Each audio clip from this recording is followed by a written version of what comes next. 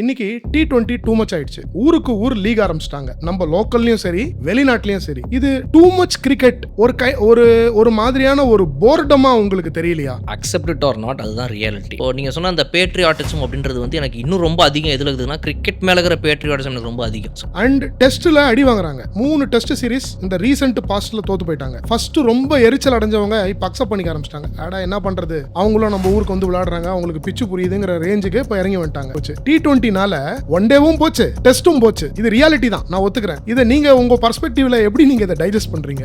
ஒரு பாயிண்ட்க்கு அப்புறம் நீங்க பார்க்கும்போது வந்து மேபி ஃபுட்பால்ல நடந்துட்டு இருந்தது இப்போ வந்துட்டு உங்களுக்கு கிரிக்கெட்ல கூட நடக்கலாம். எப்படி வந்து இன்னைக்கு நீங்க வந்து ஒரு இன்டர்நேஷனல் கிரிக்கெட் மேட்சஸ் எப்படி வந்துட்டு இருக்குதோ அந்த அளவுக்கு இன்டர்நேஷனல் ஃபுட்பால் மேட்சஸோட இம்பார்ட்டன்ஸ்லாம் கிடையாது.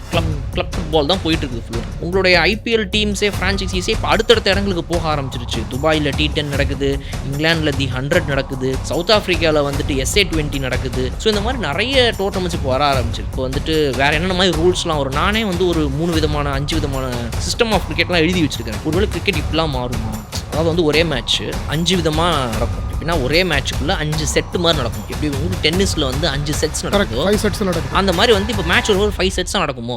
ஒன் டே இன்டர்நேஷனல் இப்போ 50 ஓவர் விளையாடுறாங்க. டு யூ திங்க் இப்போ நீங்க இப்போ அனலைஸ் பண்ண அந்த ஃபேனோட மூட வச்சு பார்க்கும்போது கூடிய சீக்கிரம் இது 40 ஓவர்ஸ் ஆகிறதுக்கு சான்ஸ் இருக்கா? இல்லை, எனக்கு அதுல ஒன்றும் யூஸ் இருக்கிற மாதிரி எனக்கு தெரியல.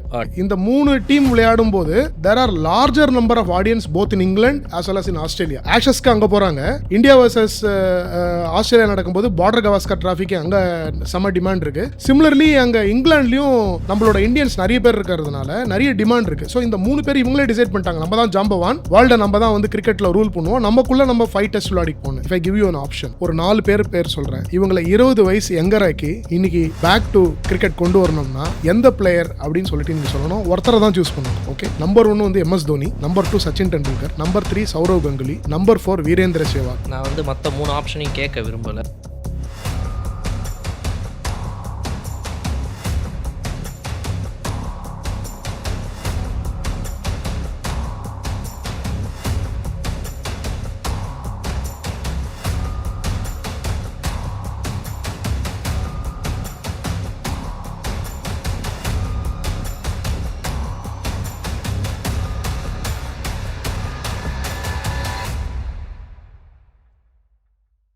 Welcome to Santhana talks. கிரிக்கெட்டுக்கு ஒரு ஹார்ட் பீட் இருக்கும், கிரிக்கெட்டுக்கு ஒரு அல்கோரிதம் இருக்கும், கிரிக்கெட்டுக்கு ஒரு லாஜிக் இருக்கும், கிரிக்கெட்டுக்கு ஒரு சைக்காலஜி இருக்கும். இது எல்லாத்தையும் ஒட்டுமொத்தமா ஒரே பர்சன் அனலைஸ் பண்ணி ஒவ்வொரு நாளும் ஒவ்வொரு நிமிஷமும் கிரிக்கெட்டை பத்தி யோசிச்சு ஆடியன்ஸ்க்கு இன்னைக்கு என்ன வேணும், நாளைக்கு என்ன வேணும், இவங்க எப்படி திங்க் பண்றாங்க, இவங்களுக்கு இன்னைக்கு என்ன பேசினா அவங்களுக்கு மனசுக்கு சந்தோஷமா இருக்கும்னு யோசிச்சு ஹியூமரோட சம்டைம்ஸ் லிட்டில் பிட் ஆஃப் சட்டையரோட இந்த கிரிக்கெட்டை பிரசன்ட் பண்ற ஒரு சின்ன ஜாம்பவான நான் பார்த்தேன். Why not we invite to our studios to have a very formal discussion with him அப்படினு சொல்லிட்டு கூப்பிட்டிருக்கேன். He is none other than Bala. Bala, welcome to Santana Talks. Sir, எவ்வளவு இங்க கொடுத்த இன்ட்ரோலாம் கேட்டு வேற யாரை பத்தி பேசினா சும்மா திரும்பி பார்த்துட்டு இருந்தேன், யாரு அது அப்படின்னு. நான் தானா? நீங்க தான் பாலா, நீங்களே தான். வணக்கம் sir. One and only Bala. Okay, Bala, I have lot of questions to you on cricket. இதுல 2 perspective இருக்கு பாலா. நான் உங்ககிட்ட கேட்க போற क्वेश्चनல first and foremost உங்க வியூவையும் நீங்க சொல்லலாம். நான் மோஸ்ட்லி நீங்க இந்த ஆடியன்ஸை நல்லா அந்த பல்ஸை பிடிச்சிட்டீங்க. I am able to feel it because நான் உங்க ஏஜ்ல இருக்கும்போது நான் எப்படிலாம் யோசிச்சனோ கிரிக்கெட்டை, அந்த மாதிரி நீங்க யோசிக்கிறீங்க. அண்ட் மோர் தென் தட், நீங்க பேசும்போது ஒரு பேட்ரியாட்டிசம் தெரிக்குது. அப்படி இருந்தாதான் உங்களால அந்த கிரிக்கெட்டை லவ் பண்ண முடியும், இந்தியாவை பத்தி நிறைய நல்லா பேச முடியும். பிளஸ் அண்ட் மைனஸஸ் சொல்லும் போது கூட ஐயோ நம்ம மைனஸஸ் சொல்றோம், ஆனா அதை திருத்திக்கிட்டா நல்லா இருக்குமேன்னு தோணும். நான் எதுக்கு இவ்வளோ விளாவரியா சொல்றேன்னா, நீங்க ஃபேன்ஸோட பர்ஸ்பெக்டிவ்லயும் பேசணும். ஓகே, சோ இப்போ என்னோட ஃபர்ஸ்ட் क्वेश्चन, இன்னைக்கு T20 டூ மச் ஆயிடுச்சு. ஊருக்கு ஊர் லீக் ஆரம்பிச்சிட்டாங்க. நம்ம லோக்கல்லையும் சரி வெளிநாட்டிலையும் சரி. இது டூ மச் கிரிக்கெட் ஒரு மாதிரியான ஒரு போர்டமா உங்களுக்கு தெரியலையா? அக்செப்ட் இட் ஆர் நாட், அதுதான் ரியாலிட்டி. ஸோ எப்போவுமே வந்து நான் ரியாலிட்டியை நம்புறேன். எனக்கு ஒத்துக்க கஷ்டமாக தான் இருக்குது. எனக்கு வந்துட்டு இப்போ T20 இவ்வளோ ஆடுறாங்களேன்றதை தாண்டி வந்து டெஸ்ட்டை மறக்கிறாங்களேன்ற வேதனை இருக்குது. ஸோ நீங்கள் சொன்ன அந்த பேட்ரியாட்டிசம் அப்படின்றது வந்து எனக்கு இன்னும் ரொம்ப அதிகம். எதில் இருக்குதுன்னா கிரிக்கெட் மேலே இருக்கிற பேட்ரியாட்டிசம் எனக்கு ரொம்ப அதிகம். ஸோ அந்த கிரிக்கெட்டை வந்து நம்ம சின்ன வயசுலேருந்து பார்த்து வளர்ந்த அந்த கிரிக்கெட் வந்து நம்ம கண்ணு முன்னாடியே வேற மாதிரி ஒரு ஜோனில் போகுதே அப்படின்ற ஒரு இது வந்து ஜென்ரேஷனல் இஷ்யூ. எல்லா ஜென்ரேஷன் ஜென்ரேஷன்லையுமே இந்த இஷ்யூ இருக்கும். ஒவ்வொருத்தங்களுக்குமே அடுத்த ஜென்ரேஷன் நம்ம கண்ணு முன்னாடி இப்போ 20 வயசுல இருக்கிறவங்க என்ன பண்ணுறாங்களோ அது 30-35 இருக்கிறவங்களுக்கு கோவம் வரும். அது வந்து ஒன்றுமே பண்ண முடியாது, அது இயற்கை ரியாலிட்டி. ஸோ அதுக்கேற்ற மாதிரி போகுது. முடிஞ்ச அளவுக்கு நம்மளால இதை எப்படி வந்து இது பண்ண முடியுன்றதை நான் என்னோட வீடியோஸில் வந்து என் ஆதங்கத்தை தெரிவிக்கிறேன். ஒவ்வொரு தடவையுமே வந்துட்டு இந்த டெஸ்ட் கிரிக்கெட் இப்படி அழிஞ்சு போகுது அப்படின்றத பற்றிலாம் நான் வந்து வருத்தப்படுறேன். But it is reality, accept பண்ணி தான் ஆகணும். இப்போ நிறைய பேருக்கு என்ன கோவம் வருதுன்னா இந்த T20னால ரொம்ப பர்டினண்டான பாயிண்ட் நீங்க சொன்னீங்க. இவ்வளோ T20 இவங்க ஆடுறாங்க, இதுலயே இவங்களுக்கு நிறைய காசு கிடைச்சிருது. இப்போ ஒன் டே கம்மி ஆயிடுச்சு. முன்னாடிலாம் 5 ஒன் டே போடுவாங்க, இப்பெல்லாம் 3 ஒன் டே போடுறாங்க. அது இன்னும் எவ்வளவு காலத்துக்கு அந்த ஒன் டே இருக்கும்னு தெரியல போற போக்க பார்த்தா. அண்ட் டெஸ்ட்ல அடி வாங்குறாங்க. 3 டெஸ்ட் சீரிஸ் இந்த ரீசெண்ட் பாஸ்ட்ல தோத்து போயிட்டாங்க. ஃபர்ஸ்ட் ரொம்ப எரிச்சல் அடைஞ்சவங்க இப்ப அக்செப்ட் பண்ணிக்க ஆரம்பிச்சிட்டாங்க. அடா என்ன பண்றது, அவங்களும் நம்ம ஊருக்கு வந்து விளையாடுறாங்க, அவங்களுக்கு பிச்சு புரியுதுங்கிற ரேஞ்சுக்கு இப்ப இறங்கி வந்துட்டாங்க. இது ரொம்ப அக்செப்ட் பண்ண முடியாத ஒரு சிச்சுவேஷன் ஆகி போச்சு. T20னால ஒன் டேவும் போச்சு, டெஸ்டும் போச்சு. இது ரியாலிட்டி தான், நான் ஒத்துக்கிறேன். இதை நீங்க உங்க பர்ஸ்பெக்டிவ்ல எப்படி நீங்க இதை டைஜஸ்ட் பண்றீங்க? சரி, நான் ஏற்கனவே சொன்ன மாதிரி ஒரு பக்கம் என் ஆதங்கத்தை தெரிவிக்கிறேன் சேனல்ல, இன்னொரு பக்கம் என்ன அப்படின்னா இதை அண்டர்ஸ்டாண்ட் பண்ண ட்ரை பண்றேன். ஸோ இப்போ இதை நோக்கி எங்க போகுது, அடுத்து என்ன ஆக போகுது. ஸோ ஃப்ரான்ச்சைசி கிரிக்கெட் அப்படின்றது வந்து இப்போ எப்படி ஆகுது அப்படின்னா ஒரு பாயிண்ட்டுக்கு அப்புறம் நீங்க பார்க்கும்போது வந்து மேபி ஃபுட்பால்ல நடந்துட்டு இருந்தது இப்போ வந்துட்டு உங்களுக்கு கிரிக்கெட்ல கூட நடக்கலாம். எப்படி வந்து இன்னைக்கு நீங்க வந்து ஒரு இன்டர்நேஷனல் கிரிக்கெட் மேட்சஸ் எப்படி வந்துட்டு இருக்குதோ அந்த அளவுக்கு அங்கே இன்டர்நேஷனல் ஃபுட்பால் மேட்சஸோட இம்பார்ட்டன்ஸ்லாம் கிடையாது. கிளப் ஃபுட்பால் தான் போயிட்டு இருக்குது ஃபுல்லா. உங்களுக்கு வந்து லா லீகா எடுத்துக்கோங்க,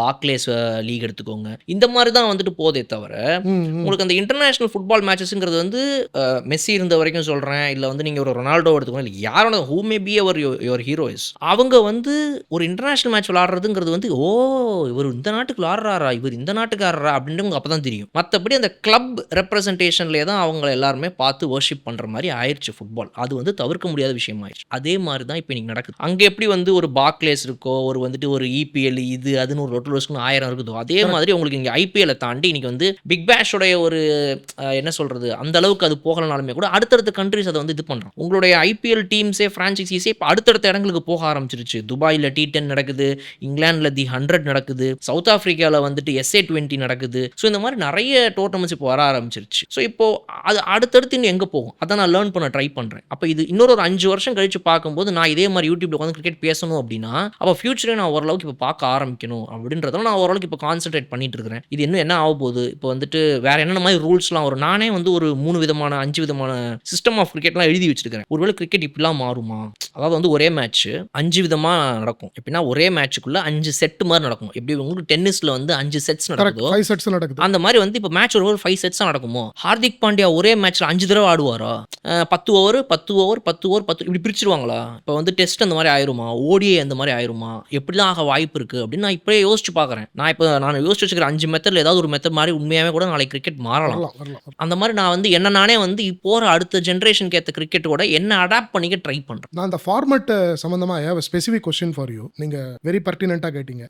ஒன் டே இன்டர்நேஷனல் இப்போ 50 ஓவர் விளையாடுறாங்க. டு யூ திங்க் இப்போ நீங்க இப்போ அனலைஸ் பண்ண அந்த ஃபேனோட மூடை வச்சு பார்க்கும்போது கூடிய சீக்கிரம் இது 40 ஓவர்ஸ் ஆகிறதுக்கு சான்ஸ் இருக்கா? இல்லை, எனக்கு அதுல ஒன்றும் யூஸ் இருக்கிற மாதிரி எனக்கு தெரியல.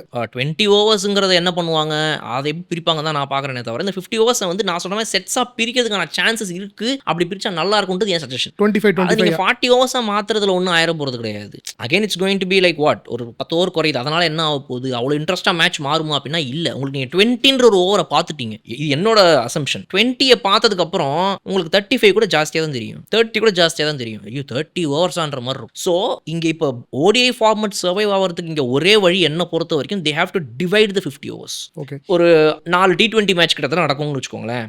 இதில் விளாடுற அந்த 5 பேட்டர்ஸ் அதில் விளாட முடியாது, இதில் பவுலிங் போடுறவங்க அதில் போட முடியாது.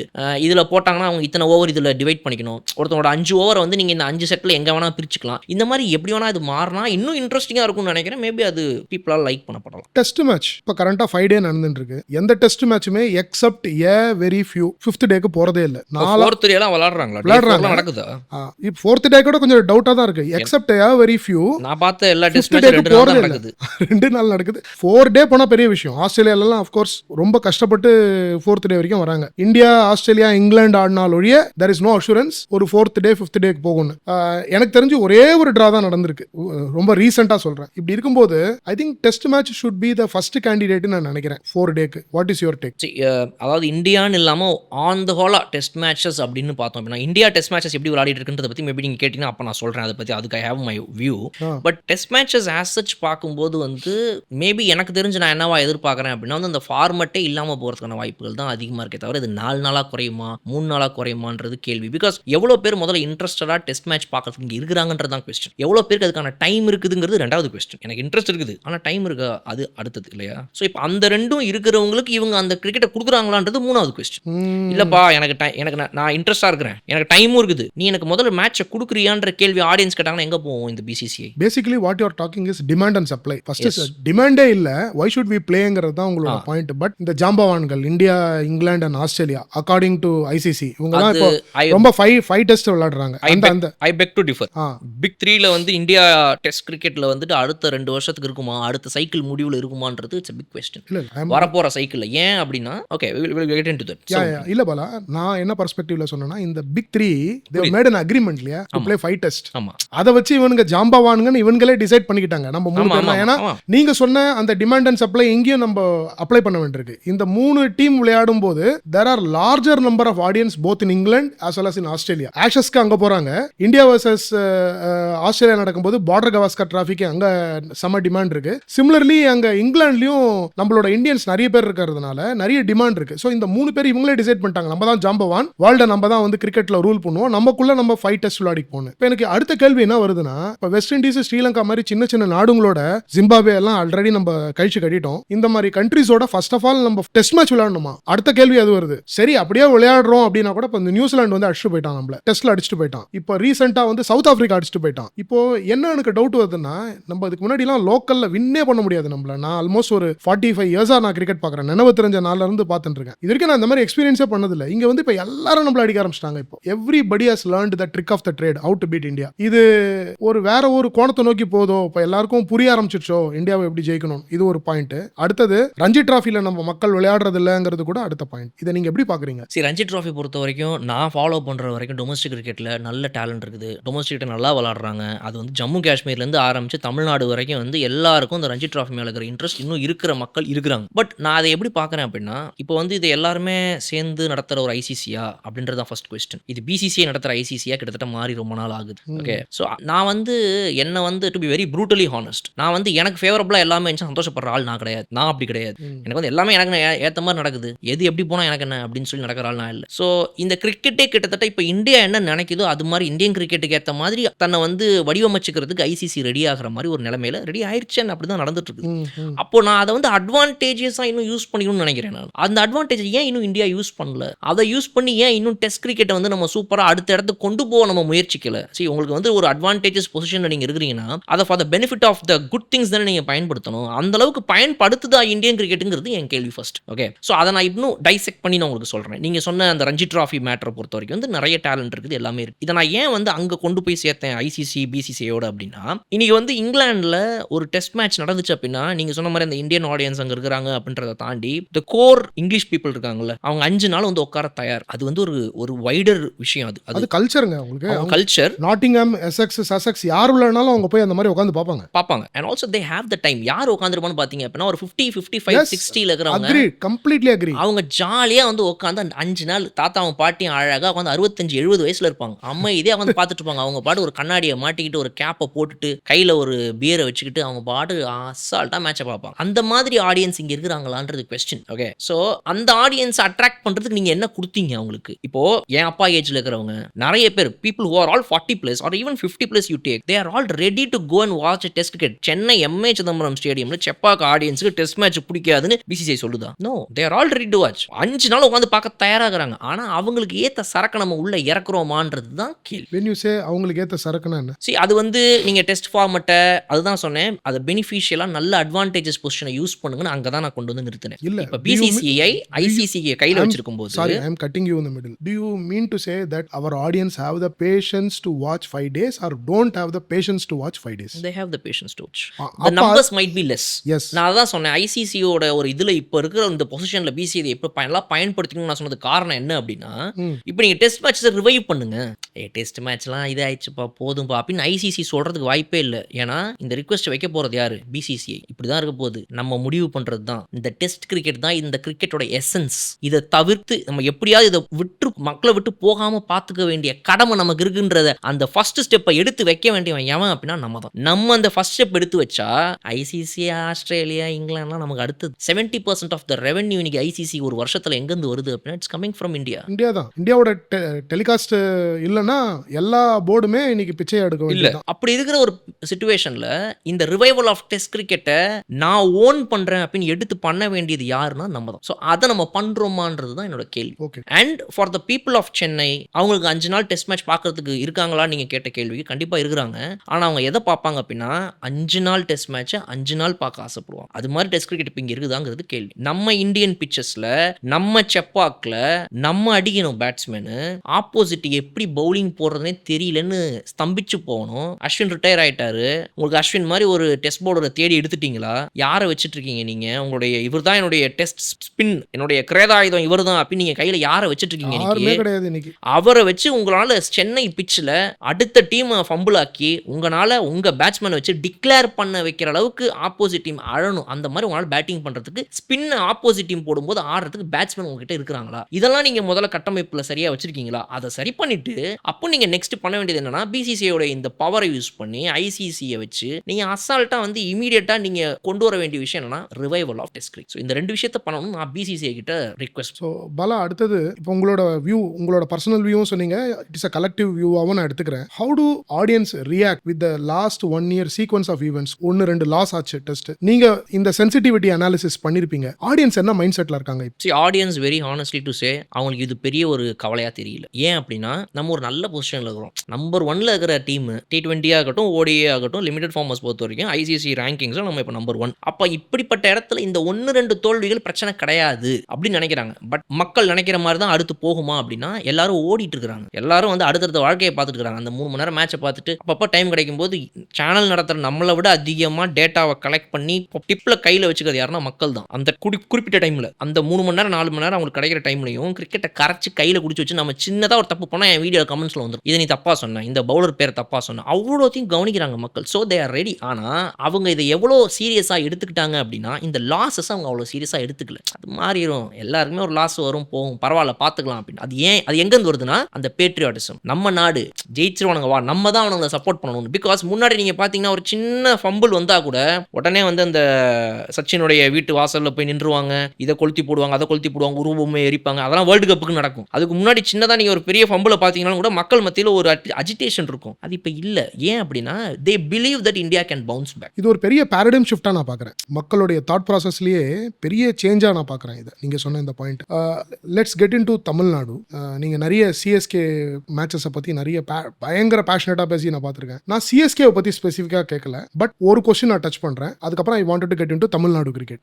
சிஎஸ்கேல do you think with whatever you have seen in your last couple of years of journey on your cricket analysis, மக்கள் வந்து தோனி போனதை அக்செப்ட் பண்ணிட்டாங்களா? இந்த புது கேப்டன் ருத்துராஜ் கேக்வாட் அவர் அக்செப்ட் பண்ணிட்டாங்களா? ஹானஸ்ட் ஆன்சர் வேணும். இல்லைன்னா இல்லைன்னு சொல்லுங்க, இருக்குன்னா இருக்குன்னு சொல்லுங்க. It's a $1 million question.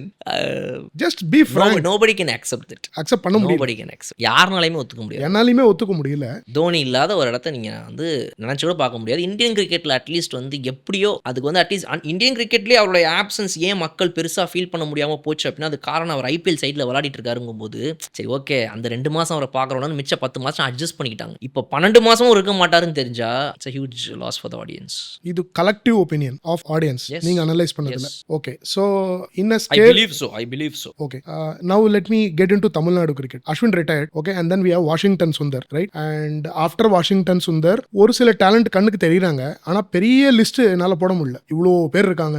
எங்க போயிட்டு இருக்கு தமிழ்நாடு கிரிக்கெட்? ரஞ்சி டிராஃபில எல்லாம் இப்போ வின் பண்றதே இல்லை. என்ன இருக்கு? அதாவது இந்த பேஷன் ஃபார் டெஸ்ட் கிரிக்கெட்னு சொல்லி இருக்கிறவங்க இன்னும் இருந்துட்டு தான் இருக்கிறாங்க அப்படின்னு அவங்கள்ட்ட ஆரம்பத்தில். பட் அது என்ன ஆகுது அப்படின்னா வந்து அவங்கலாம் கரெக்டாக சேனலைஸ் பண்ணப்படுறாங்களான்றது தான் இங்கே கேள்வி. இன்ட்ரெஸ்ட் இருக்குது. ஸ்டார்டிங்கில் வந்த உடனே நான் வந்து இப்போ நீங்கள் சோமசுந்தரம் கிரவுண்டு பக்கத்தில் அந்த ஆடுற கிரிக்கெட்லாம் பார்த்து நான் டக்குன்னு இன்னைக்கு நான் கிரியேட் ஆகணும் அப்படின்னு ஆசைப்பட்டு எங்கள் அப்பாட்ட போய் சொல்லி ஒரு சின்ன 8 வயசு பையனா 6 வயசு பையனா நான் போகிறேன். நான் வந்துட்டு ஒரு போகும்போதே ஒயிட்ஸில் தான் நான் போகிறேன். நான் வந்து லிமிடெட் ஃபார்மர்ஸ் எல்லாம் ஆசைப்பட்டு போகலை அப்படின்ற ஒரு டைம் இருந்துச்சு. இப்போ வந்து உள்ள வரவங்க இன்ட்ரெஸ்டடாக வராங்க. ரஞ்சி டிராஃபி ஆடவே இன்ட்ரெஸ்டடாக வராங்க. பட் அந்த ரஞ்சி டிராஃபியவே முதல்ல 5 நாளுக்கு 4 நாளுக்கு ஆட முடியுதா? இப்படி ஆடுறவங்க தான் இப்போ விளையாடிட்டு இருக்கிறாங்களா? இல்லை எல்லாருமே அபிஷேக் சர்மாவை டிவியில் பார்த்துட்டு இதே 6 ஒயிட்ஸில் நான் அடிக்கணும் அப்படின்னு ஆசைப்படுறாங்களான்றது. அப்போ அவங்கள யார் கரெக்டாக சேனலைஸ் பண்ணுறாங்க? Are they being channelised the right வேன்றது தான் இங்கே question. But the talent is enormous sir. நீங்கள் பார்க்குறீங்க ரஞ்சி டிராஃபி நடந்துட்டு தான் இருக்குது. இந்த வின் அப்படின்றது வந்து it has always been a debacle. அது ஏன் நம்மளால இப்போ ரீசெண்டாக இப்படி நம்ம பெர்ஃபார்ம் பண்ணுறோம்? ஒரு சுப்பிரமணியம் பார்த்தீங்கன்னா அன்னைக்கு இருந்தார் உங்களுக்கு. ரஞ்சி ரஞ்சியில் வந்து கிளாஸ்.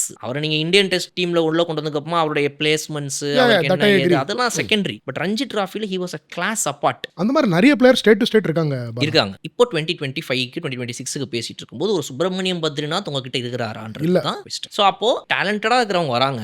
பட் அந்த டேலண்ட் சரியா சேனலைஸ் பண்ணப்படுதா? அது எல்லாமே வந்து டெஸ்ட் கிரிக்கெட்டுப்பா. நீ டெஸ்ட்டுக்கான பிளேயர் தான். எப்படியாவது என்னன்னா அப்புறம் நான் இந்தியா ஆடிடணும். அது இல்ல. உன் ரத்தத்துல உனக்கு டெஸ்ட் கிரிக்கெட் தான் வருது. நீ அதை ஆடு. நீ ஒரு புஜாரா, நீ ஒரு டிராவிட், நீ நாளைக்கு அபிஷேக் சர்மா மாதிரி ஆயிட்டனா உன்ன மாதிரி ஒருத்தன் இந்தியன் கிரிக்கெட் கிடைக்கிறது இன்னொரு ஒரு 15-20 வருஷம் ஆகும். 15-20 வருஷம் கழிச்சு இன்னொரு ஒரு டிராவிட் வர வைக்க போறியா? இல்ல அந்த டிராவிடா இன்னைக்கு நீ இருக்க போறியா? இப்படின்னு ஒருத்தங்களை சேனலைஸ் பண்ற இடத்துல இங்க யார் இருக்கான்றதுதான் என்னோட பெரிய டவுட். ஓகே, நான் வந்து இல்லைன்னு நான் எங்கேயும் கிளைம் பண்ணல. ஐ எம் டவுட்டிங் அது நடந்தா இந்த பிரச்சனை இருக்காதுன்னு நான் நினைக்கிறேன். பிகாஸ் இப்போ இன்னைக்கு இந்தியாவே பார்த்தீங்க அப்படின்னா ஒரு சத்தேஸ்வர் புஜாராவையும் அஜிங்கியா ரஹானேவையும் பிசிசி என்ன பண்ணுது? நீ ஃபார்ம்ல இல்லப்பா, கிளம்பு சார். உங்களுக்கு விராட் கோலி ஃபார்ம்ல இல்லை, ரோஹித் சர்மா ஃபார்ம்ல இல்லை, அது உங்களுக்கு பிரச்சனை இல்லை. ஏன்னா அவங்க வந்து ஒரு மிகப்பெரிய என்டாஸ்மெண்ட், அவங்க உங்களுக்கு பிராண்ட் அவங்க. ஆனால் உங்களுக்கு ஒரு புஜாரா வந்து ஃபார்ம்ல இல்லைன்றத 1.5 வருஷம் பார்த்தோன்னே I can produce the stats right now on screen. என்னால் இப்போ உங்கள்கிட்ட ஸ்டாட்ஸை போட்டு காட்ட முடியும். How much failure did Virat Kohli face, how much failure did Rahane and Pujara fail. But you withstood. நீங்க வந்துட்டு விராட் கோலி நான் வச்சுக்கிறேன் சூஸ் பண்ணீங்க. You chose to leave Pujara and Rahane. இல்ல பாலா, அதில் கொஞ்சம் ஸ்லைட்டாக நான் மாறுபடுறேன். ஆக்சுவலாக லீடர்ஷிப்பில் வந்து there is a philosophy. If you know that somebody has talent, you should handhold that guy. அவர் ஃபெயில் ஆகிற நேரத்தில் சப்போர்ட்டாக கொஞ்சம் ஹெல்ப் பண்ணணும். மேபி புஜாராக்கு பண்ண அந்த ஸ்டாண்டர்டுக்கு கம்பேர் பண்ணும்போது விராட் கோலிக்கும் ரோஹித் சர்மாவுக்கும் 2.5 times 3 times மோர் பண்ணியிருக்கலாம். 1 point. Number 2, test, one day, T20 இந்த 3 ஃபார்மேட்லையுமே அவங்க 3 பேருக்குமே இந்த 2 பேருக்குமே ப்ரூவன் ட்ராக் ரெக்கார்ட் இருக்கு. பட் புஜாரா எடுத்தீங்கன்னா ப்ரீடாமினண்டா அவர் வந்து only for test, designed only for test. இது வந்து ஒரு சின்ன ஒரு அடிஷனல் பாயிண்டா நான் சொல்றேன். அண்ட் இந்த ஒரு ரீசன்னால தான் அவர் பர்ஃபார்ம் பண்ணா வச்சுப்பாங்க, பர்ஃபார்ம் பண்ணலனா வச்சுக்க மாட்டாங்க. இந்த இது நான் பார்க்கறேன். நான் ஒரு டயர்ட் ஃபேனா பார்க்கும்போது I am not seeing much value in Pujara in one day and T20, whereas I see lot of value in one day for Virat Kohli. Of course அவர் அடிச்சிருக்கிற செஞ்சுரிஸே ப்ரூஃப் அண்ட் அவரோட ஆவரேஜ் ப்ரூஃப். ஸோ இப்போ Rohit Sharma, sorry, one last point. Rohit Sharma has scored 5 double hundreds in ODI. So ODI ல நம்ம क्वेश्चனே பண்ண முடியாது. I am talking only to test cricket. Yes, in test cricket பேசுறேன். புஜாராவை வந்துட்டு ODI ல ஏன் ஆட வைக்கல நான் கேட்கல. ஓகே, என்னோட क्वेश्चन வந்து டெஸ்ட்ல அவர் பார்த்த ஃபெயிலியர். சோ நான் வந்து ரோஹித் சர்மாவுடைய ODI யோட நான் புஜாராவை கம்பேர் பண்ணல. Pujara is not a ODI player, everybody knows. புஜாராவை டெஸ்ட்ல இருந்து ரிமூவ் பண்ண வேண்டியதுக்கான இடத்தை நீங்க கிரியேட் பண்ணிட்டீங்க. சரி, okay. Have you replaced, have you got another Pujara? Where is your next Pujara? Without the next Pujara, you are ready to leave your single Pujara who is available. And Pujara ஓட ஸ்டாட்ஸையும் விராட் கோலியோட ஸ்டாட்ஸையும் ரோஹித் சர்மாவோட ஸ்டாட்ஸையும் நீங்க சொல்ற மாதிரி வெறும் டெஸ்ட்டை மட்டும் தான் நான் compare பண்றேன். நான் ODI பத்தி நான் பேசவே இல்லை. இல்ல Bala, at some point of time ருத்லஸா ஈவன் ரோஹித் சர்மாவுக்கும் விராட் கோலிக்கும் நீங்க சொல்ற அந்த ஸ்டேஜ் அவங்க வந்துட்டாங்க. இதுக்கப்புறம் இவங்களை வச்சுக்க கூடாது அப்படிங்கிற மாதிரி ஒரு ஸ்டேஜ்க்கு வந்ததுக்கு அப்புறம் தான் தே போத் ரிட்டையர்ட். நமக்கு க்ளோஸ் டோர் கான்வர்சேஷன் என்ன நடக்குதுன்னு உங்களுக்கும் தெரியாது, எனக்கும் தெரியாது. ரிட்டையர்மெண்ட் அது வெளியிலயும் வராது. No, retirement is different from dropping someone, இல்லையா? So you dropping and you literally made sure that நீ ரிட்டையர்மெண்ட் எடுத்துக்கலாம்ப்பா, உன் டைம் முடிஞ்சு போச்சு அப்படின்னு சொல்லி நீங்க அதே பார்டர் கவாஸ்கர் டிராஃபியில் ஃபீல்டில் இறங்கி ஆட வேண்டிய புஜாராவை நீங்க கமெண்ட்ரி பாக்ஸில் உட்கார வச்சிங்க அப்படின்னா then see you have to first start respecting your own cricket players and your system, then the nurturing players will respect the system ன்றதான் N belief. Okay, I'll be brutally honest. நான் அதுதான் என்னோட view. Your view might be different, the audience views might be different, but என்னோட view பொறுத்த வரைக்கும் நான் இன்னைக்கு வந்து டிவியை ஓப்பன் பண்ணா நான் அபிஷேக் சர்மா மட்டும் தான் பார்த்துட்டு இருக்கிறேன், அவர் ஆடுற கிரிக்கெட்டை மட்டும் தான் பார்த்துட்டு இருக்கேன். என்னோட ஐடல் அவர் மட்டும் தான் இருப்பாரு. என்னோட ஐடல் இன்னைக்கு ராகுல் டிராவிடா இருக்க வாய்ப்பு இல்லை, புஜாராவா இருக்க வாய்ப்பு இல்லை, ரஹானேவா இருக்க வாய்ப்பு இல்லை. அப்போ இன்னைக்கு நம்ம Indian test ranking, ICC test ரேங்கிங்ஸ்ல இந்தியா எங்க இருக்குது? we have dropped the big 3 நீங்க சொன்னீங்க இல்லையா? அடுத்த 2 வருஷம் சைக்கிள்ல நம்ம big 5 big 7க்கு தான் போக வேண்டியது இருக்கும். நம்ம போனோம்னா 4வது இடத்துக்கு வந்துட்டோம் ஆல்ரெடி. ஹோம் பிச்சஸ்ல டெஸ்ட் மேட்சஸ் தோக்குறோம், உங்க வழிஞ்சு ஊத்துறோம் நம்மளுடைய ஓன் டெஸ்ட் பிச்சஸ்ல. அப்படிங்கிறது வந்து எவ்வளவு பெரிய வேதனை சார் இது. கண்டிப்பா. அப்ப நான் என்ன கேட்கறேன்னா, அந்த இடத்துல நீங்க புஜாராவை மிஸ் பண்ணலையா? அப்ப அந்த இடத்துல நீங்க ரஹானேவை மிஸ் பண்ணலையா? அவங்க இருந்திருந்தாங்களோ அன்னைக்கு அந்த மேட்ச்ல காப்பாத்திருக்க மாட்டாங்களா? அப்ப அதுக்கு பதிலாக யாரை வச்சிருக்கீங்க நீங்க வந்து எல்லா பாலுமே நிஜமா ரெட் பால்ல ரிஷப் பண்ணிட்டு மாதிரி கண்ணை மூடிட்டு இந்த பக்கம் திரும்பி பேட் அந்த பக்கம் திருப்புற 11 பேர் வச்சுக்கிட்டு தான் நீங்க டெஸ்ட் மேட்ச் ஆடணும்னு நினைச்சீங்கன்னா I am very sorry, you are not going to be there in the top 5. இது நான் வந்துட்டு இந்திய கிரிக்கெட் டீமை எதிர்க்கிறவனா வெறுக்கிறவனா பேசல, அது மேல இருக்கிற அந்த அன்புனால கோவத்துல பேசல. I know you are very patriotic about Indian cricket. I've seen that, you have demonstrated that also in your talks. I agree with you, Bala. I give this to you. Next I wanted to ask you on Ashwin's retirement. I asked this question to Baski as well. I thought that at least another 1.5 years of cricket was left in Ashwin. If not in abroad, definitely he could have played in Indian conditions. He has the ability, he has the intelligence to bounce back. ஏதோ ஒன்று பண்ணிட்டு ஏதோ ஒரு magic பண்ணுவாரு. கொஞ்சம் earlier retire ஆயிட்டாரோ அப்படிங்கிற மாதிரி எனக்கு தோன்றது. இந்த கேள்விக்கு உண்மையான பதில் அஸ்வினை தவிர வேற யாருமே சொல்ல முடியாது. பிகாஸ் ஒவ்வொருத்தவங்களும் ஒவ்வொரு தியரி பேசிட்டு இருக்கோம். நானே வந்து என் சேனலில் சில தியரி எல்லாம் பேசினேன், இதனால தான் அவர் டேர் ஆயிருப்பார், இப்படிலாம் இருக்கலாம் அப்படிலாம் இருக்கலாம். பட் அவர் ஆன் கேம் வந்து பேசும்போது அவர் என்ன சொல்கிறாரு ஆடியன்ஸ்க்குங்கிறது தான். அவர் சொல்கிறாரு, no I chose to leave only because of திஸ்னு ஒரு ரீசன் சொல்கிறார். போதும் ஆயிடுச்சு, அதனால் நான் கிளம்புறேங்க, அவ்வளோதான், வேற ஒன்றும் கிடையாது. There is no internal politics, there is no external politics, there is no pressure on me, there was nothing, I just chose to leave அப்படின்னு சொல்கிறார். இந்த மிடில் ஆஃப் அ டோர்னமெண்ட், இந்த மிடில் ஆஃப் அ ஆஷஸ், ஆஸ்திரேலியாவில் இருக்கும்போது நடுவில் நான் கிளம்புறேன், ஆனால் நான் சும்மா தான் கிளம்புனேன் அப்படின்னு அவர் சொல்கிறார். Okay, so I understand where you are coming from. So அதை அவர் சொல்லும்போது நான் அதை தான் ஏற்றுக்க முடியும். ஆனால் அந்த இன்னொரு ஒரு 1.5 வருஷம் அவர்கிட்ட இருக்குதா அப்படின்னு கேட்டீங்கன்னா, எனக்கு கேட்டீங்கன்னா இன்னொரு ஒரு 3 வருஷம் கூட அவர் ஆளுக்க முடியும். Brilliant. எப்படி அப்படின்னா, அவரை நீங்கள் வந்து இந்த ஃபார்மெட் தான் அஸ்வின், இதுதான்ப்பா நீ, Correct. நீங்க சொன்னீங்க Pujara cannot play ODI or T20 and that is an added point. That is a very good positive is what I am saying. See, Bhaski என் தலைவன் வந்துட்டு இதை பற்றி உங்கள்கிட்ட வந்து பேசியிருப்பார், என் சேனலில் பல தடவை சொல்லிட்டார். தலைவனோட பதில் ஒன்றே ஒன்று தான், ட்ரைஃபர்கேட் அப்படின்னு ஒன்று சொல்கிறார். இந்த பைஃபர்கேட்லாம் கிடையாது, ட்ரைஃபர்கேட் பண்ணுங்கன்றார். 3 டீமாக பிரிங்க. T20 ஒன்று புஜாரா நீ டெஸ்ட் தானே ஆடுற, உனக்கும் T20 சம்மந்தம் கிடையாது, நீ டெஸ்ட்டை மட்டும் கான்சென்ட்ரேட் பண்ணுறியா, ரைட், ஓகே. அதே மாதிரி எனக்கு 11 பேர் இருக்கும். அட்லீஸ்ட் உங்களுடைய ஆல் ஃபார்மட் பிளேயர்ஸ் ஒரு 3 பேர் வச்சுக்கோங்க, கரெக்ட், இல்ல 4 பேர் கூட வச்சுக்கோங்க சார். உங்களுக்கு பெர்ஃபெக்ட்டா கோரா அந்த ஃபார்மட்டுக்குன்னு டெய்லர் மேடா இருப்பான் தெரியுமா, அவன் 7 பேரை வச்சுக்கோங்க. அந்த 7 பேரை பிலீவ் பண்ணுங்க. அப்சல்யூட்லி ஐ அந்த அக்ரி 7 வித் யூ. பேரை வச்சுக்கோங்கன்றது வரைக்கும் ரைட், ஓகே. அந்த 7 பேரை வச்சுக்கிறீங்க, சரி, ஓகே. அது முதல்ல நீங்க பண்றதே கஷ்டம். எனக்கு பொறுத்த வரைக்கும் அது பண்ணாதான் இந்த டெஸ்ட் கிரிக்கெட்டை சேவ் பண்ண முடியும். நான் அதுதான் சொன்னேன் திரும்ப. நீங்க புஜாரா இல்லாம ரஹானே இல்லாம இப்ப தடுமாறுறீங்க அப்படின்னா, அதை இனிமேலையாவது அட்லீஸ்ட் சரி செய்யணும் அப்படின்னா, you have to find who is your next Pujara, you have to find who is your next Ajinkya Rahane. இல்லைங்க, எனக்கு என்னங்க, ஹாரி புரூக் எப்படி ஆடிக்கிட்டு இருக்காரு பாக்குறீங்களா இல்லையா? டெஸ்ட் கிரிக்கெட்லாம் நீங்க ஹாரி புரூக் டெஸ்ட் மேட்ச்லயே ஜாஸ் பட்லர் ஜோ ரூட் கெட்டு போயிட்டாரு. இவங்க ஆடுற கிரிக்கெட்லாம் பார்த்து ஜோ ரூட் பார்த்தேன் போன சீரிஸ்ல அண்ணா அதை ட்ரை பண்ணி நிறைய தடவை அவுட் ஆனாரு, இல்ல அடிக்கவும் செஞ்சாரு. ஜோ ரூட்டா இப்படி ஆடுறாரு. அவர் அந்த ஃபார்மெட்டுக்கு ஏற்ற மாதிரி தன்னை வந்து இப்ப சேர நம்ம டீமுக்குள்ள இருக்கணும்னா இதெல்லாம் எதிர்பார்க்கறானுங்க, பேஸ்பால் ஆடிடுவோன்டான்ட்டு அவரும் ஆடுறாரு. ஒரு போல்டானார் இதுல ஆனாரு. இன்னைக்கு இங்கிலாந்துடைய ரேங்கிங்ஸ்ல அவங்க எங்க போயிட்டு இருக்காங்க. இப்ப நம்ம பேஸ்பாலை வந்து நம்ம வந்து ஒரு Criticize பண்ணோம். எடுத்துக்கிறோம், பேஸ்பால் நம்மளும் இதே மாதிரி தான் ஆடணும். ஆனா நான் என்ன சொல்றேன், அதை எவ்வளவு அழகா நம்மளால நமக்கு ஏத்த மாதிரி அதை டெய்லர் பண்ணிக்க முடியுன்றதான் பார்க்கணும். You have to adapt. அப்படியே எடுத்து அதுக்குள்ள ரெடிமேட் துணி மாதிரி உள்ள போக முடியாது. எனக்கு ஏத்த மாதிரி அதை நான் ஸ்டிச் பண்ணி தான் போடணும். அப்ப அதை ரோஹித் சர்மா சூப்பரா பண்ணார். when he came he told நம்ம அட்டாக்கிங் கிரிக்கெட் ஆட போறோம் இதுதான் சொல்லி பிரஸ் கான்ஃபரன்ஸ் ராகுல் டிராவிட பக்கத்துல உட்கார்ந்து சொல்றாரு ரோஹித் சர்மா. ஆனா அடுத்த 10 பேர் ஆடணும்னு எதிர்பார்க்கல. நான் முதல்ல அதை ஆடி காட்டுறேன்னு சொல்லி he started playing differently. இந்த செஞ்சுரிஸ் மேல இருக்கிற முகத்தெல்லாம் விட்டாரு. என்னடா பெரிய செஞ்சுரி, இப்ப எனக்கு நான் என்ன விளையாட போறேன், இப்ப அட்டாக்கிங் கிரிக்கெட் தானே, 10 செஞ்சுரினா எனக்கு வேணாம். அப்படி 30 பால் ஆடுவாரு, 50 ரன் அடிப்பாரு, 60 ரன் அடிப்பாரு. T20 ஆடினாரா 15 பால் ஆடுவாரு, 8 பால் ஆடுவாரு, 8 பால்ல 20 அவுட். ஸ்டார்ட் நான் கொடுத்துட்டேன், என் வேலை முடிஞ்சு போச்சு. 8 பேர் வரைக்கும் நீங்க பேட்டிங் டெப்த் வச்சிருக்கீங்க. ஸோ இந்த கிளாரிட்டியோட ஒவ்வொரு ஃபார்மெட்டையும் அப்ரோச் பண்ற அந்த ஒவ்வொருத்தங்க அந்தந்த ஃபார்மெட்டை லீட் பண்ணி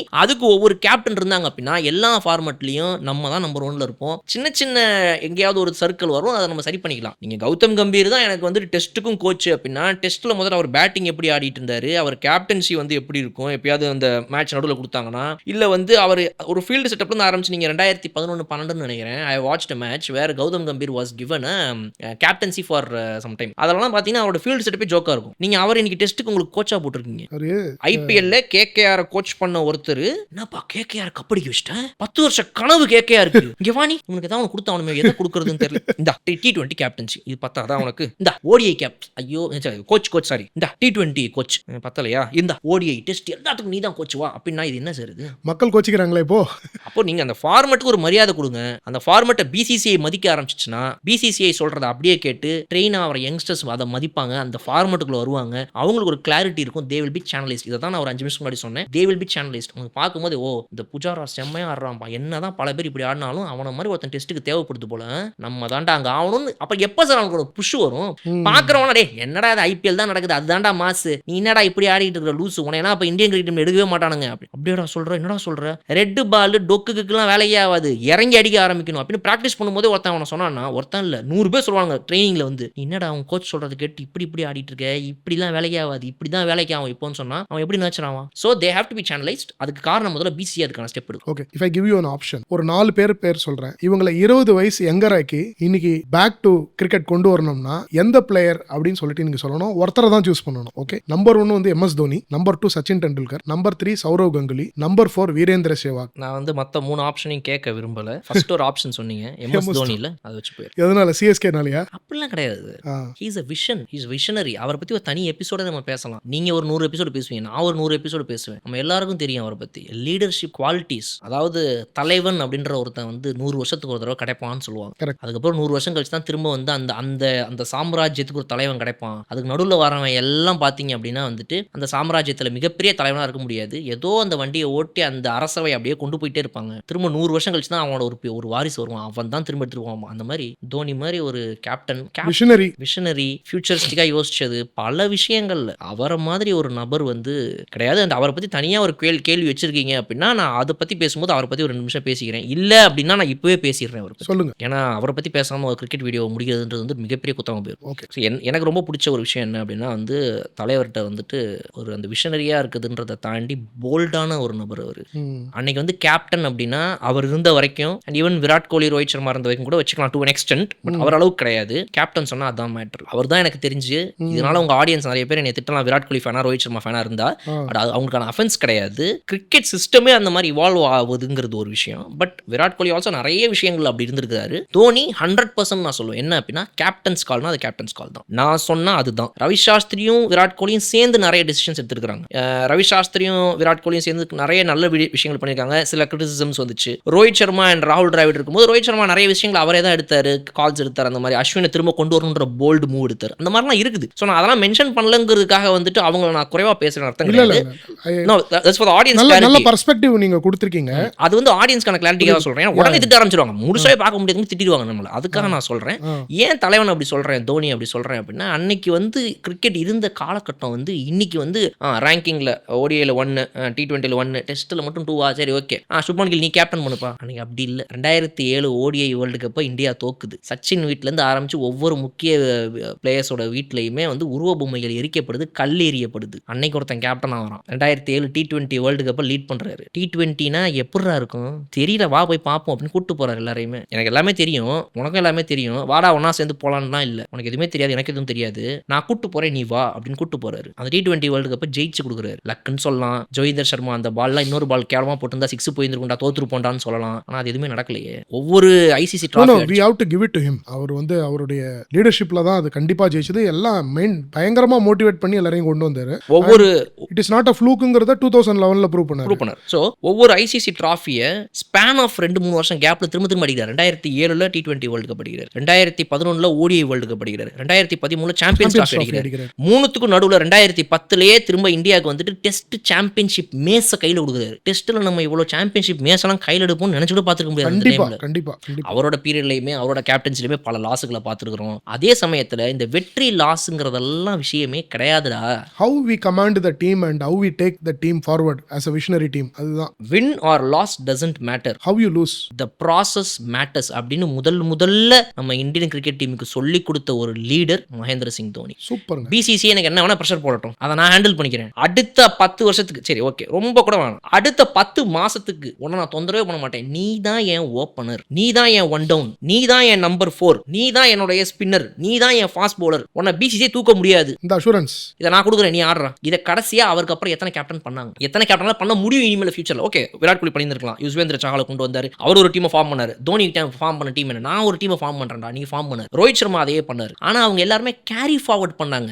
மகேந்திர சிங் தோனின்றவர் ஸ்கிராச்ல இருந்து அதை கொண்டு வந்து கையில கொடுத்துட்டு போனாரு. அதை எவ்வளவு லீடர்னால கிரியேட் பண்ண முடியும். A leader can lead the team, but how many leaders can create the team? He created the team. Beautiful. And also he said தைரியமா பிசிசிஐ மீட்டிங்ல உட்காந்துட்டு என்னோட பெரிய ஜாம்பவான்லாம் யாரு இருக்கா அந்த ரூம்ல, இதை வந்து நான் சினிமேட்டிக்கா சொல்றேன் பட் அப்படி நடக்கல. சச்சின் டெண்டுல்கர், சேவாக். ஓகே சார், இந்த சச்சின் சேவாக்லாம் கொஞ்சம் ஃபீல்டிங்ல ரொம்ப இதுவாக்குறாங்க. பேரை சொல்லாமே சார், கொஞ்சம் ஏஜ்டு பீப்புள்லாம் நம்ம டீம்ல இருக்கிறாங்க. 30 வயசுக்கு மேல இருக்கிறவங்கலாம் ஃபீல்டிங்ல அவ்வளவு பெருசா இல்ல. யங்ஸ்டர்ஸ் உள்ள கொண்டு வந்தா நல்லா இருக்கும்னு நினைக்கிறேன். சரி கொண்டு வந்து என் கேப்டன்சி நல்லா இருக்க போதா, நாளைக்கு 10 வருஷம் கழிச்சு என்னை இந்த மாதிரி வேணா உட்காந்து பாராட்டுவான்றதுக்காகவா?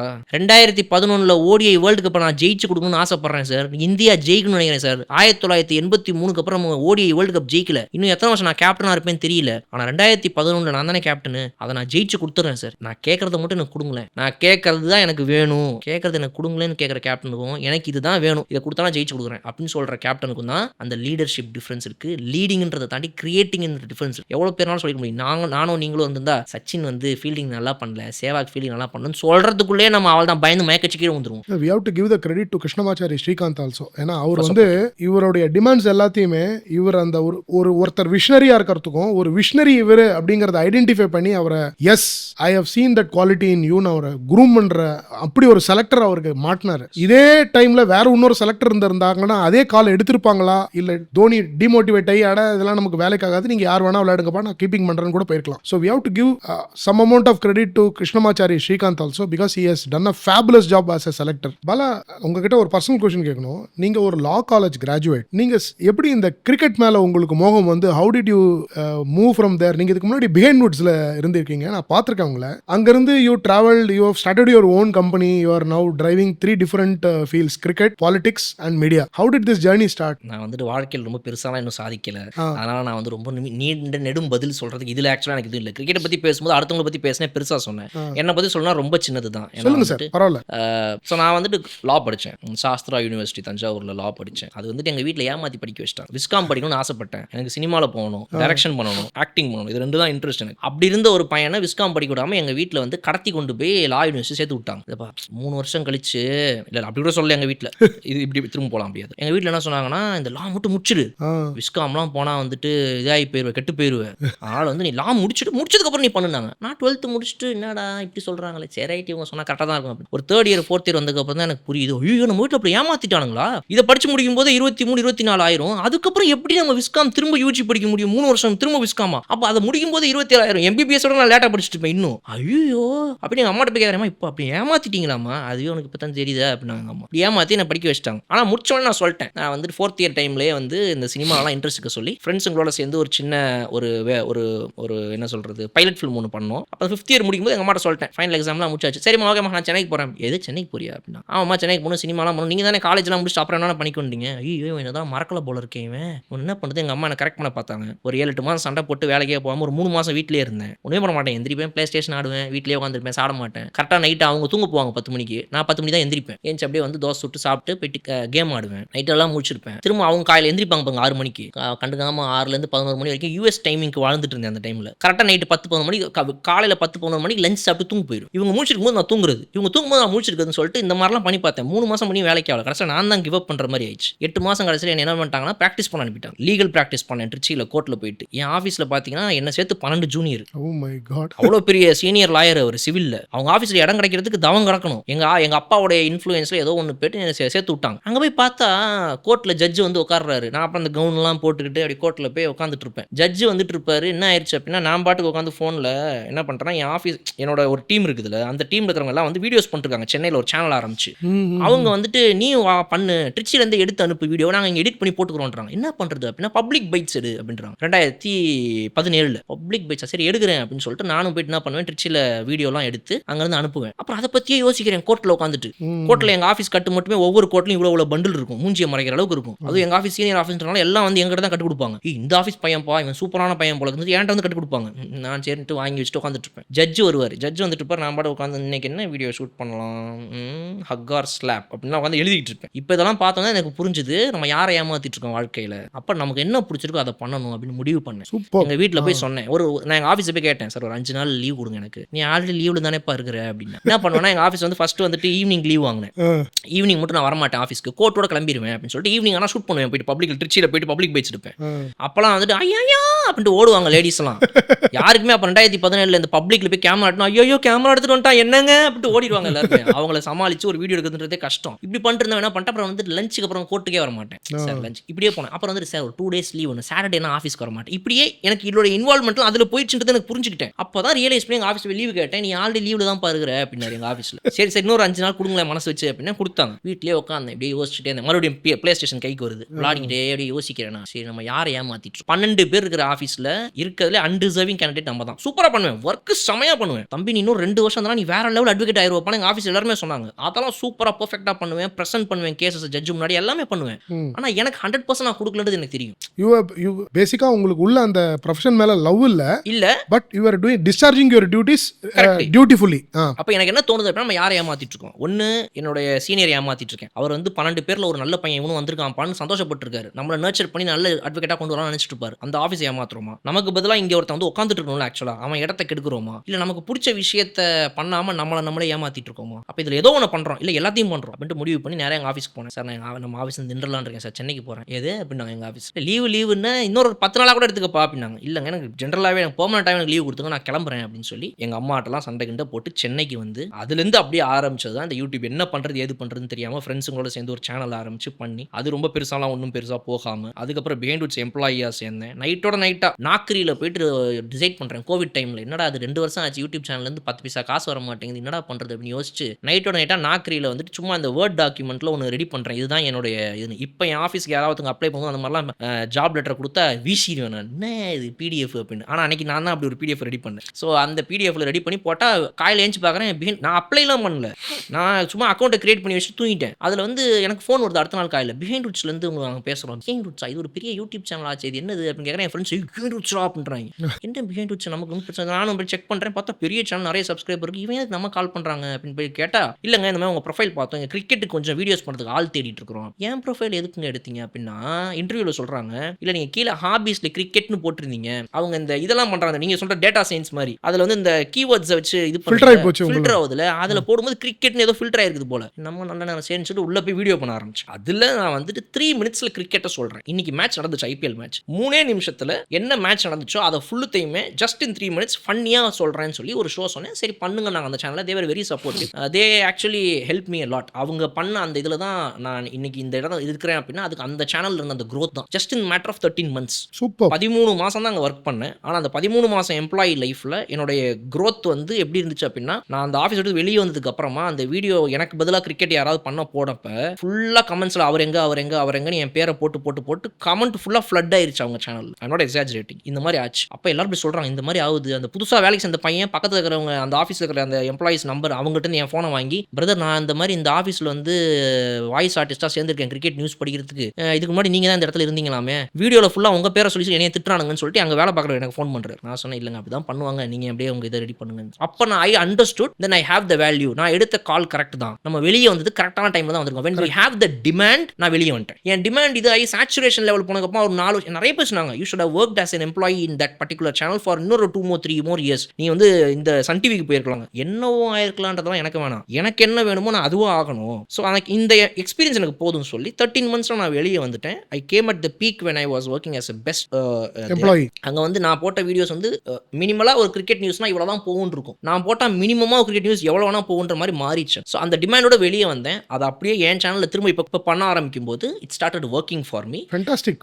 அண்ட் அதுலேருந்து அப்படியே இப்போ நான் கண்டினியூ. நல்ல சக்ஸஸ் ஸ்டோரி உங்களோடது. அண்ட் யூத்ஸுக்கு நீங்கள் though you connected so many things, வீட்டில் நான் வந்து சும்மா வீடியோ கேம்ஸ் ஆடினா அதெல்லாம் ஓகே, தட் இஸ் ஃபைன், ஒரு ஹியூமருக்காக சொன்னீங்க, அது ரியாலிட்டியாக இருந்தாலும். But end of the day நீங்கள் என்ன பண்ணணும் அதை பண்ணி நீங்கள் ஜெயிச்சிட்டீங்க. So I give it to you. I'm not on net, நான் என்ன பண்ணணும்னு நினச்சேனோ அதை நான் இன்னும் பண்ணல. இல்லை ஐ எம் ஜஸ்ட் சேயிங், ஒரு ப்ராசஸாக போயிட்டு இருக்கேன், ஒரு ப்ராசஸில் போயிட்டு இருக்கீங்க. அந்த அந்த அந்த பயணத்தில் ரீசனபிளாக சக்ஸஸ் பார்த்துருக்கீங்க நீங்கள். Yeah, that is what I am saying. It's a never ending journey. எவ்வளோனாலும் அந்த the bar goes upங்கிற மாதிரி பாயிண்ட் தான் இருக்கும். தலைவன் சொன்னது தான், it's a process, win or loss, keep going. Superb. It was fantastic talking to you, Bala. I thoroughly enjoyed our discussion. இன்னொரு சந்தர்ப்பத்தில் மறுபடியும் நம்ம சந்திக்கலாம் Bala. Very kind of you, Bala. Thank you for having us. சூப்பர்பா உங்களுடைய channel எல்லா வீடியோஸும் போயிட்டு இருக்குது. ஆல்ரெடி வரதுக்கு முன்னாடி பார்த்தேன் நிறைய வீடியோஸ், எல்லாமே சூப்பர்பா இருக்குது. இந்த சேனலுக்கு நடுவில் இந்த என்னோட வீடியோலாம் செட் ஆகுமானே எனக்கு தெரியல. ஸோ அந்த மாதிரி வந்துட்டு ஐ எம் வெரி, நீங்கள் எதிர்பார்க்குற மாதிரிலாம் வந்து நான் கொடுத்தேன், நான் பேசினேன், நான் என்னங்கிறது எனக்கு தெரியல. I just spoke from my heart. எனக்கு என்ன தோணுதோ அதை நான் சொல்லியிருக்கேன். I wish you all the very best for your channel as well. Very kind of you, Bala. Again and again, let's meet more often. Let's rock together. Thank you so much, Bala. And my special thanks to you for agreeing to come to Santana Talks in this occasion. Yes, and we will definitely subscribe to Santana Talks. இந்த சேனலில் இருக்கக்கூடிய podcast எல்லாத்தையுமே பாருங்க. என்ன மாதிரி நிறைய பேர் பேச மாட்டாங்க, இன்னும் ரொம்ப இன்டெலெக்சுவலான ஆட்கள்லாம் நிறைய பேர் இந்த சேனலில் சூப்பராக வராங்க, எல்லாருமே செமையாக பேசுகிறாங்க. ஸோ இந்த வீடியோ உங்களுக்கு பிடிச்சிருந்துச்சு அப்படின்னா வந்துட்டு தயவுசெய்து லைக் பண்ணிவிட்டு, அதை விட ரொம்ப முக்கியமானது சந்தானா டாக்ஸ்க்கு வந்துட்டு சப்ஸ்கிரைப் பண்ணுங்கள். Stay tuned. Thank you so much, Bala. Thank you so much.